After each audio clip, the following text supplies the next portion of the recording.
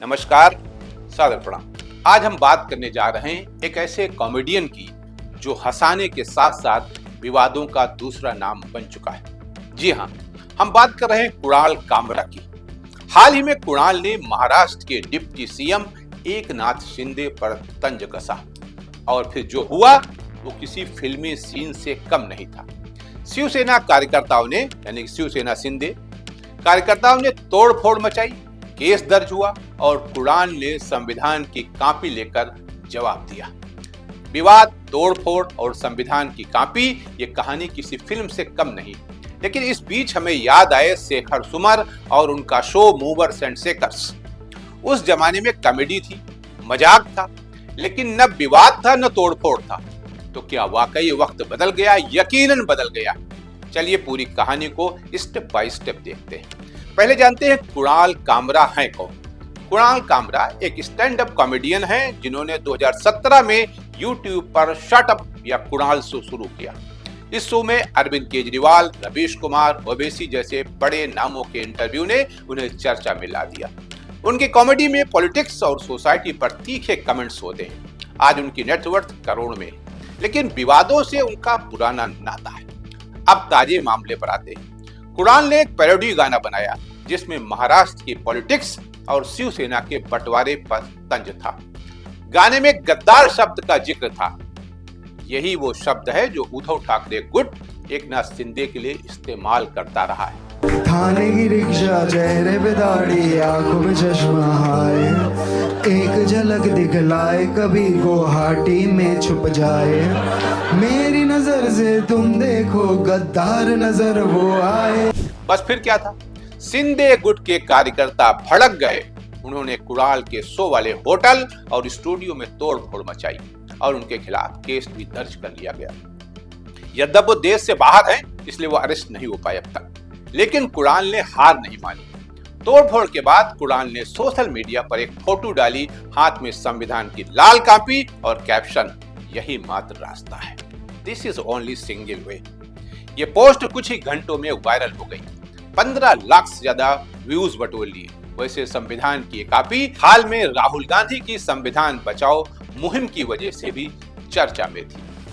कुणाल की कॉमेडी में सत्ता, सरकार और बड़े व्यक्तित्व यानी बड़ी जो पर्सनालिटीज हैं, डिग्निटीज पर सीधा हमला होता है। उदाहरण के लिए उन्होंने पीएम मोदी को जुमला राज कहकर तंज कसा और कोरोना काल में वोट माने रखता है, जिंदगी नहीं जैसे बयान दिए।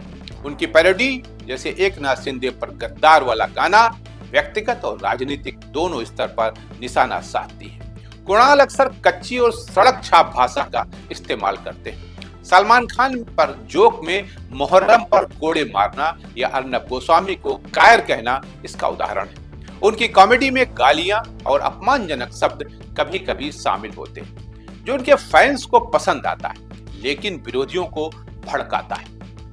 कुणाल का कंटेंट यूट्यूब, ट्विटर, अब एक्स और स्टैंड अप शो के जरिए फैलता है। उनकी पहुंच युवाओं तक है जो डिजिटल दुनिया में पले बढ़े। उनकी बर्लिन बच्चे वाली एडिटेड क्लिप या सुप्रीम कोर्ट पर ट्वीट्स इसका सबूत है। कुणाल की कॉमेडी अक्सर कानूनी और सामाजिक हंगामे का कारण बनती है। अर्नब गोस्वामी से झगड़े के बाद flight ban, supreme court case या शिंदे गुट की तोड़फोड़ उनकी कॉमेडी में हमेशा प्रतिक्रिया पैदा करती है। पहले के लोग शेखर सुमर का शो मूवर्स एंड शेकर्स, ये था 1997 से 2001 में। नेताओं जैसे लालू यादव, सोनिया गांधी, अटल बिहारी वाजपेयी और मनमोहन सिंह पर मजाक उड़ाया जाता था, लेकिन वो हल्का और साफ सुथरा था। उदाहरण के लिए शेखर लालू की बोली की नकल करते थे या अटल जी की शायरी पर चुटकी लेते थे, लेकिन व्यक्तिगत हमले या गालियां नहीं होती थी। उस समय कॉमेडी मुख्य रूप से टेलीविजन पर आती थी, जैसे the great Indian laughter challenge या जॉनी लीवर के स्टैंड अप।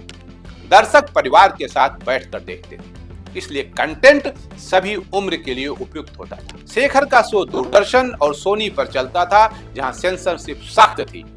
पहले के कॉमेडियनों को शायद ही कभी विरोध का सामना करना पड़ता।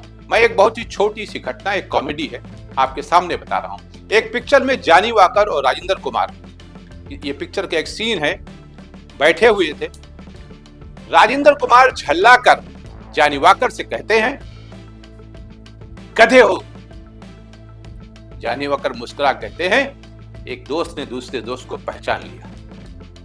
यह था उस समय का।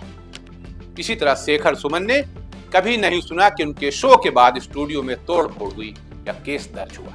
लोग मजाक को मजाक की तरह लेते हैं, शायद इसलिए कि कम व्यक्तिगत और ज्यादा मनोरंजक था। जानी लीवर, राजू श्रीवास्तव, कपिल शर्मा जैसे कॉमेडियन अपनी बॉडी लैंग्वेज और हाव भाव से हंसाते थे।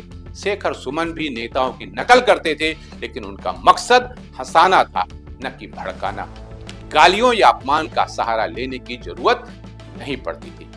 अब हम ये कह सकते हैं कि आज कुणाल के दौर में हर तंज पर हंगामा हो जाता है। तो क्या वाकई वक्त बदल गया है?